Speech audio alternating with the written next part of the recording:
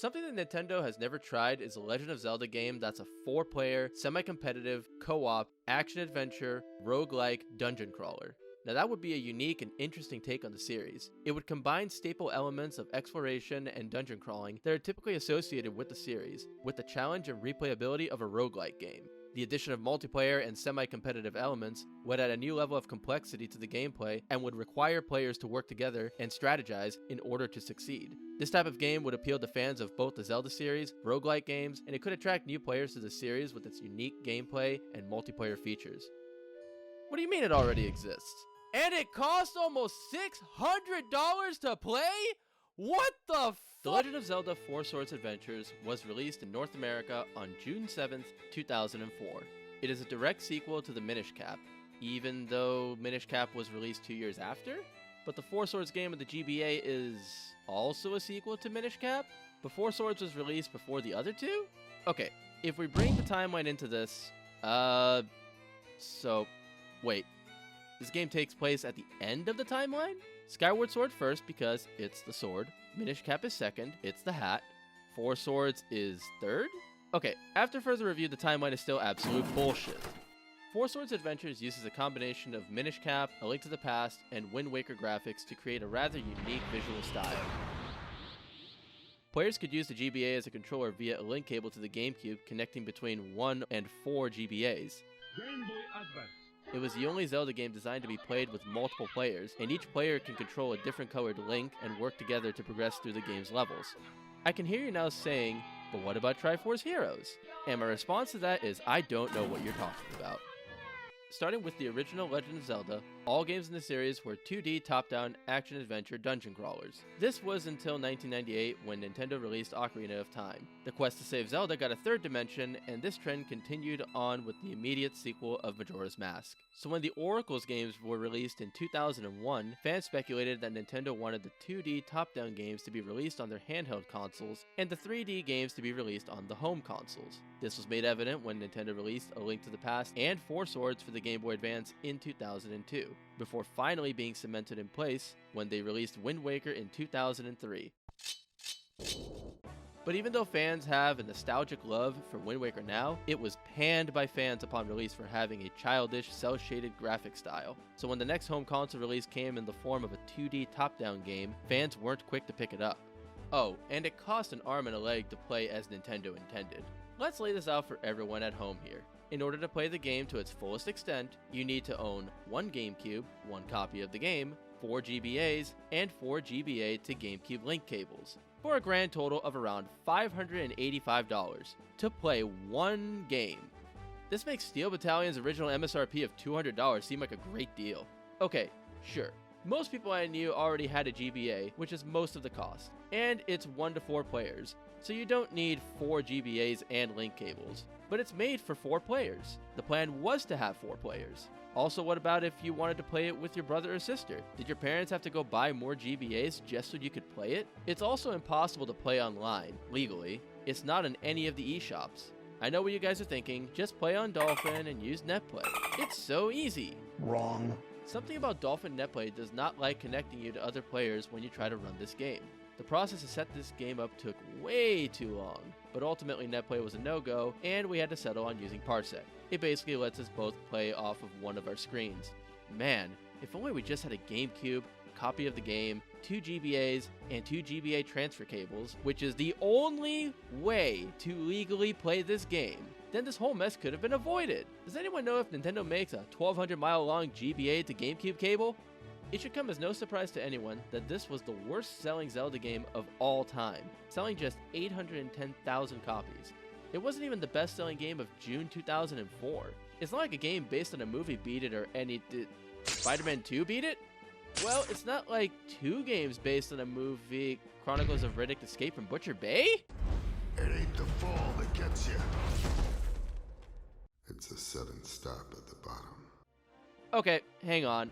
I hear it's an amazing game as well, but it's not Zelda! The game is very much another top-down Zelda game on the surface. It looks like Minish Cap if it took place in A Link to the Past. Visually, it's fine. The main TV screen is basically a shinier looking A Link to the Past with some Wind Waker-esque additions, like the bomb explosion effects and foggy sections. Certain areas do show off some better looking visuals like the Tower of Flames with its spinning fire traps and lava. Some of the sprites outside of Link and other major characters are questionable to say the least. When the action shifts to a GBA screen though, it is straight up a GBA title. The drop-off isn't that steep though, since what is on the main screen isn't exactly going to give other 2004 releases like Half-Life 2 a run for their money.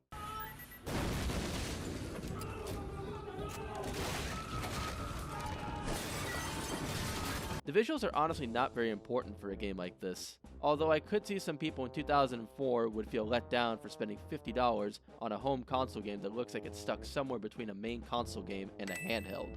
While the game may look like Minish Cap or A Link to the Past, the gameplay is quite a detraction from the aforementioned titles. There is no open world to explore. Instead, we get a level-based dungeon crawler that is linear by design. Each world has 3 levels, with the 3rd level featuring a dungeon with a boss at the end.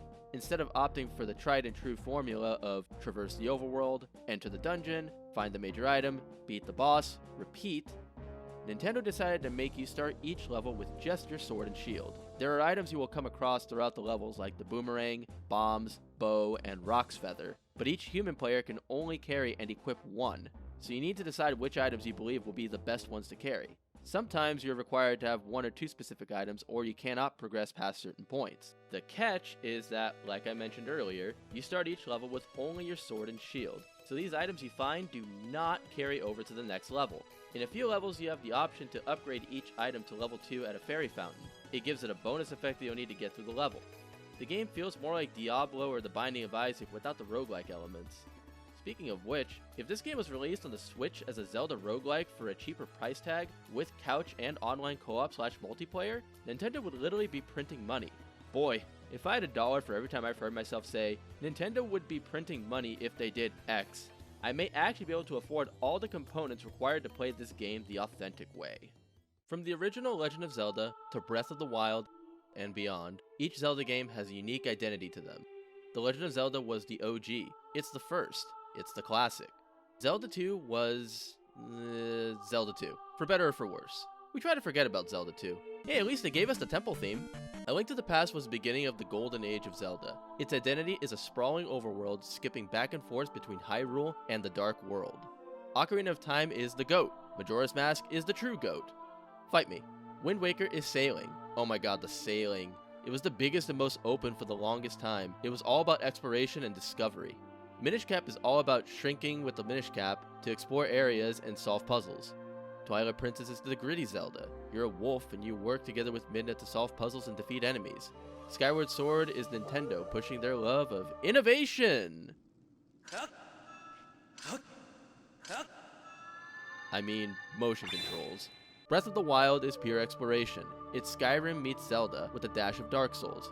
If you see something, you can climb it, including the wildlife. Four Swords Adventures is... bleh. There are a few good worlds, and most of the temples range from very good to great.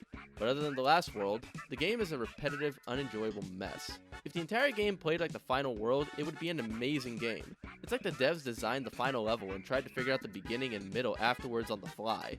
It's kind of a dungeon crawler, it's kind of a roguelike, it's kind of an adventure game, it's kind of a lot of things, but it isn't truly anything. You fight the same 8 mini-bosses, they reuse actual bosses a few times, and the level design is unimaginative. They constantly recycle Shadow Links, they show up and cause mild inconveniences. Oh look, a massive bomb. I'll just leave. Hey, there he is again! Oh look, a door! When thinking of what makes a Zelda game great, music comes to mind. There are dozens of legendary original songs from each and every installment that brings you back to their respective games when you hear them. Even non-canon games like Hyrule Warriors had some original music that is amazing. Four Swords doesn't have a single original track in the entire game, which for a Zelda game is downright blasphemous. Now, we aren't saying the music was bad. Far from it, but every single track is a remix of another great track from other games. I love hearing past Zelda songs as much as the next person, but the lack of original music shows a pretty glaring lack of effort on Nintendo's part. I do have to give credit where credit is due. There is mission variety here. Some levels feel very much like you're out in the world just killing enemies and solving puzzles. These are easily the best levels, especially the dungeons. Some levels have the stealth sections where you have to avoid spotlights, similar to Forsaken Fortress in Wind Waker. These stealth parts do have some obvious pacing issues, but something must be noted here. These spotlights have some very smart AI on them. No. If you break any pots, the spotlights will immediately whip onto you and catch you. Jail. Right away. No trial, no nothing. So many modern stealth games allow you to make sounds that enemies hear, investigate, and then forget them like nothing happened. These spotlight controllers hear you break one pot and are ready to chase you to the gates of hell if need be. Then there are other levels that require you to solve the problems of a town. These levels are bad. Not even going to mince words. They are just awful. They're slow, devoid of much action, and not very clear on what you are supposed to do. There are plenty of games that insult the intelligence of most players, but this game does the complete opposite. Four Swords Adventures has numerous moments where the game expects you to be Nostradamus and just know what to do to progress. Yes, we are just supposed to know to dig holes in this one part of the map. How stupid of us to not know that we can go into the same room through two different entrances with two different links. The game would be so much better if these town levels were just removed, regardless of if it shortened the game by a few hours. The levels were dragging on so long that we started losing it.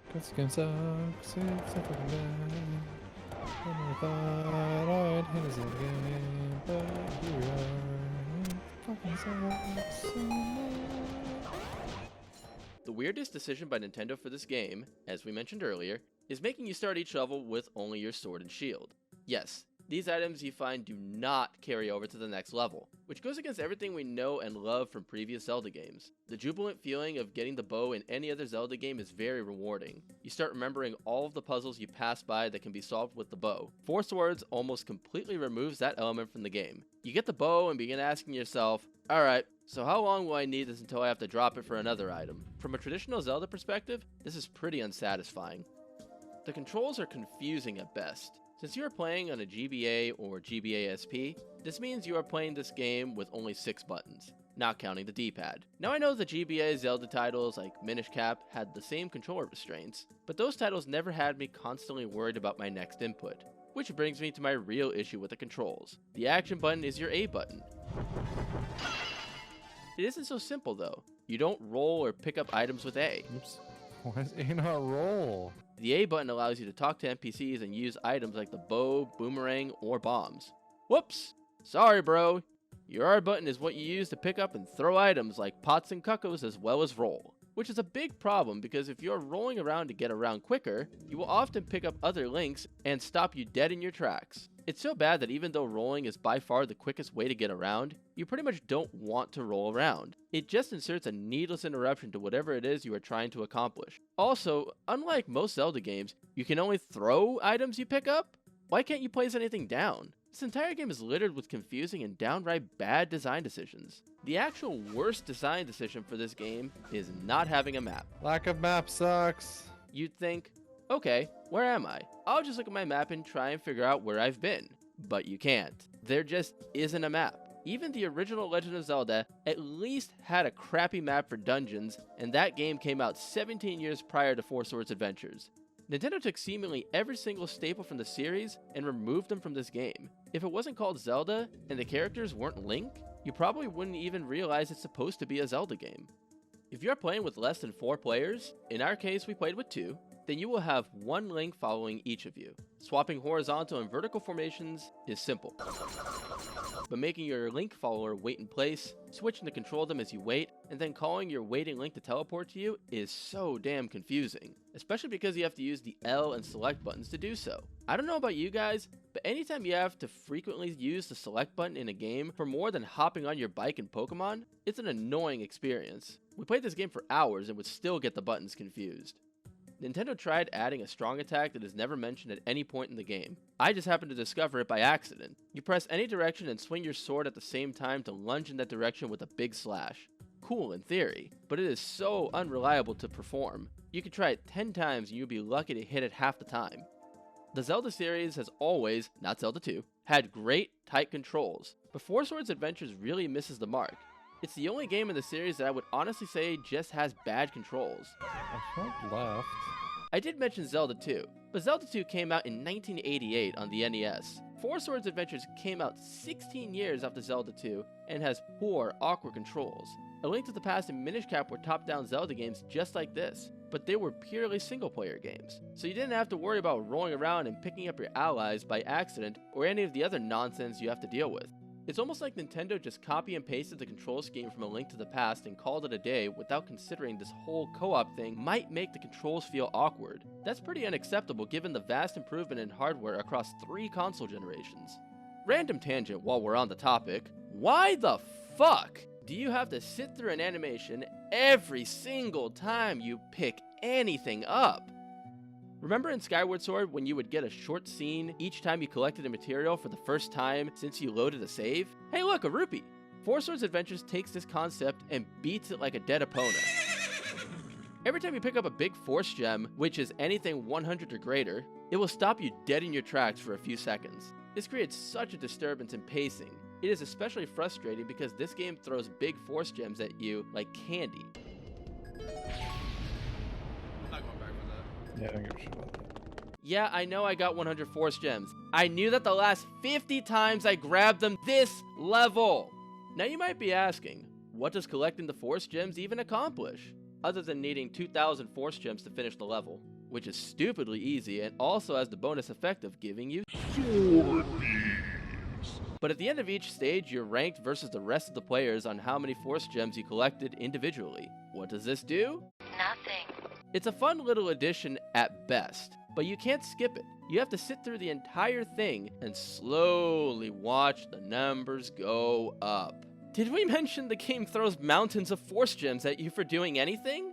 We found ourselves reaching 2,000 force gems before the halfway point of levels basically every time. We would easily hit 3,000 force gems while actively avoiding them, because as we mentioned, holy shit, this end level screen is so slow. The majority of the chests in the game have force gems in them. This is pointless because, as I just iterated, the game forces, see what I did there? Force gems down your throat. You don't need the force gems in chests. If you took out the force gem chest in each level, Fucking hate this game. you would still have an absurd abundance of force gems to collect. We eventually just stopped opening most chests unless we needed a key. Yes, in a Zelda game, the game's design made us avoid exploring and looking for loot because, well, there isn't anything to loot. The only reason we ever went out of our way to pick up a force gem was if Tingle was going to steal them. Fuck Tingle. We never let him get away with a single one.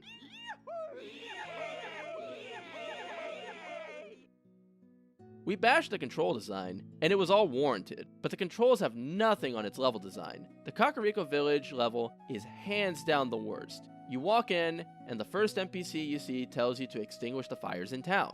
So we think we need to find water pots. We wander around town for a while until we finally talk to an NPC that mentions we need to put thieves in jail. Okay, so where's the jail? This is the jail. Kakariko needs to seriously request some better funding if this is all they can afford. But who is going to see this and think it's a jail? Then we have to figure out how we get the thieves in jail. We can stun them, but that's it. Oh, we are just supposed to know that you can pick up people over your head. And you can just pick them up without even stunning them? We eventually extinguish the flames with a rain dance, and then we all float down here to the end of the level where we face the same mini-boss that we faced 4 levels ago. This level took way too long, and we barely even fought any enemies. It was an extremely boring level, and we were all relieved when it was finally over. The very next level, we entered the Temple of Darkness. Awesome! A temple! These are amongst the best parts of the game! What would you do if I told you it was actually worse than Kakariko Village? The first bit of the temple is fine. We both liked how you had to push this room across the room and use the interior as a bridge to cross a gap. Then we enter the room where we got stuck. It took us a while to figure out you could enter as one group on the top door and another from the bottom door. Oh my god, you're fucking kidding me. You can't do that. That's not a thing. Then you have to trade the hammer back and forth. What made it worse is that it felt like you could not grab items off the pedestal unless you were below the pedestal. so we never even considered this as a possible solution. Nintendo wonders why this game did so poorly.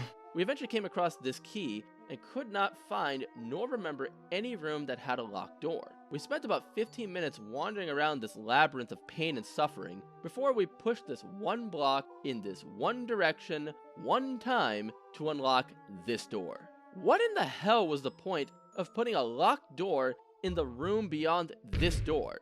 If any player goes the way we went and finds the key first, they're likely to assume this closed door isn't the way to go if you just found a key. This whole temple was a confusing maze littered with convoluted puzzles, annoying enemies, and recycled encounters. Speaking of recycled encounters, oh look, it's Phantom Ganon, again. But wait, there are 4 of him now. But this time, you need to have the right Link hit his magic back at him based on its color. Oh, and the magic ball flies at you in these really awkward trajectories. I can't get to it. He just fucking misses. So it becomes extremely difficult to ever hit them back at him. After an agonizing slog of a fight, we were able to kill him after one of us died and was being resurrected. This meant the orbs were only going to fly towards whoever was left alive, and it helped make it a bit more predictable. I speak for both of us when I say that this was, by far, the single worst and most unenjoyable boss fight in Zelda history. Enough. You're right, King Harkinian. That was quite a tangent. But I had to emphasize the fact that this temple took at least a couple of days off of our lives. Ganondorf may have been sealed in the Sacred Realm, however there is no way the Sacred Realm is as miserable and life-draining as having to play Kakariko Village and then the Temple of Darkness immediately afterwards. At least I have chicken. For being a co-op game, there should be a much larger emphasis on cooperation, communication, and giving different players jobs. Fighting the Helmera King and Vati were hands down the only interesting fights in the game. They are also the only 2 fights where you had to be in 2 different places in order to stun, then damage them. Most of the bosses felt like bullet hell games. Dodge till they leave themselves open, then damage them.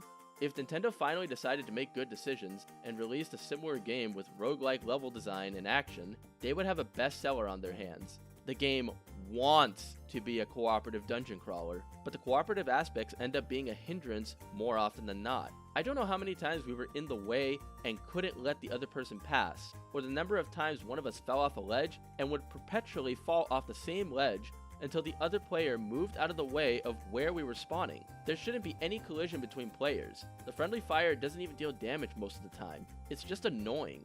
If you had free roam of the entire area or temple, it would be infinitely more interesting. What if the entire dungeon design was that you had to split up and solve puzzles through communication in completely separate areas of said dungeon? It would be 5D chess levels of gameplay. Interesting puzzles. Why is this not a thing? Portal 2 has it. Okay, bad comparison, since Portal 2 is actually a good game. As 2 avid Zelda lovers, we came into this game with an open mind, expecting a fun game to play. The first question we had to ask was, is it a bad game? And the answer is honestly, yes. Yes, the game came out almost 20 years ago, but so did the Minish Cap, and that game has held up very well as another top-down Zelda game. While Minish Cap is a notably short experience, it still has that Zelda charm and formula that we know and love with tight controls and some pretty cool boss fights, especially the final boss. When you think of Zelda, you expect a high-quality game with good controls, fun, engaging gameplay that stays fresh from start to finish, and an interesting world with characters that captivate you. I don't believe Four Swords Adventures exhibits any of these qualities. There are good levels, well-designed puzzles, and unique bosses. However, these are all outweighed by bad controls, poorly paced levels that feel like an absolute slog, recycled boss battles, and a general lack of any real identity. It looks like a visually improved top-down Zelda game with some Wind Waker effects, is not something that is going to really engross potential players. As far as why did the game sell so poorly? Interestingly enough, I'm not sure much of the reason was because it was a bad game. Most people didn't want to buy another cartoony Zelda title on a home console. The series lacked strong momentum following the Wind Waker's lukewarm and disappointing sales. Fans were definitely down on the series. Hell, even Nintendo thought the Zelda series was in decline. Miyamoto himself likes to think that Zelda is in decline anytime a game doesn't break records in Japan, even if it killed it in North America and Europe. The essential necessity of requiring all the GBAs and link cables turned off many players. There eventually became no real point to buy Four Swords Adventures 5 short months later when the Minish Cap released in November as a $30 GBA title versus a $50 GBA looking title on GameCube. Game quality is easily behind all three of these reasons as to why the game sold so poorly. Since so few people bought Four Swords Adventures, most people don't know how bad this game actually is, since there was not very much word of mouth from fans who actually played the game. Look at Skyward Sword. The game sold very well, and yet it has been labeled as the black sheep of the Zelda franchise for many years. There's a very notable portion of the Zelda fanbase that considers Skyward Sword to be a bad game, and it is well known. Why? Because the game actually sold well and had the wind at its back from the ultra-successful release of Twilight Princess 5 years prior. As a result, the word of mouth of this opinion spread like wildfire. You don't have to look far to find a decent library of videos from fans who were critical of Skyward Sword, but you likely have to look in one of the many chests that we never opened to find any videos bashing Four Swords Adventures. And let's be honest, you are probably just going to find more worthless Force Gems in most of them anyways.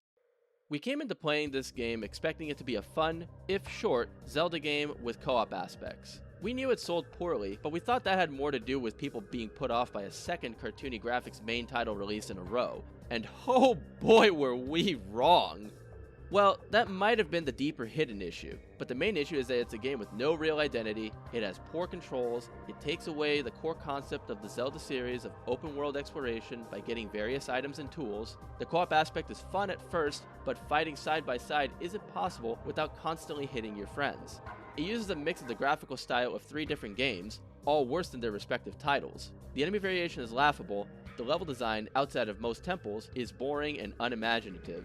The 8th level was fun and actually made us almost enjoy the game. Then they threw this glorified bullet sponge version of Ganon for us to swing our swords at for 10 minutes to leave us with an undesirable taste in our mouths as the credits rolled. What the fuck is this piece of shit? I never thought I would be this against a Zelda game, but Four Swords Adventures has such great promise and it's all pissed away, like everything else Nintendo touches. Don't get me wrong, we love Nintendo, but when they miss hard. So after all this, would we play a remastered version of Four Swords Adventures if Nintendo released it? I hate even saying this, but we might? Nintendo has these hooks in us that have been planted for 20 plus years. Back in the day of playing Mario Kart, GoldenEye, Mario Party, I can sit here for hours talking about each game, but we don't have the time. Maybe not a remaster, but if they took the underlying concepts and made it into a 3D Zelda game? If this game was released on the Switch as a Zelda roguelike for a cheaper price tag with couch and online co-op / multiplayer, Nintendo would absolutely break the bank. It's me, Mario! But it's not Mario, or another super well polished and totally not half-assed and buggy Pokemon title. Or yet another classic game that they decided to remaster because they need to create filler and buy time for the next installment to a beloved franchise that hasn't had a main console release in over a decade. I know Metroid Prime Remastered is amazing, but two things can both be true. It's okay though, guys. Nintendo will watch this video and give us exactly what we want. But this all comes back to our theory that Nintendo hates their fans. It's the only thing that explains their severe hatred of giving the players what they want. They could have made the open world Metroid Prime game, but they didn't. They could have made a sequel to the Paper Mario series that isn't just gimmicks, but they don't. Seriously, just give us another game like the original or Thousand Year Door, please. They could make a working online system that runs great, but they don't. Nintendo is just stuck 10 to 20 years in the past, and though they do slowly evolve over time, they are still 10 to 20 years in the past. The future of the Zelda franchise doesn't look bleak, far from it. With Tears of the Kingdom on the horizon, it's as strong as ever. But Nintendo won't take another chance on a game with as much potential as this had. So, sadly, I don't think we will ever see another game quite like Four Swords Adventures, and it's probably for the best. Nintendo would find a way to ruin that anyways. That's it from us today. We went into this game hoping it would be great, and it was a real shock about halfway through when we both wanted to stop playing. We soldiered on though, and hopefully you all enjoyed this video so it wasn't just for nothing, because that would make us masochists, which we kind of are sometimes. Anyways, if you played Four Swords Adventures, we'd love to hear your thoughts and experiences in the comments below.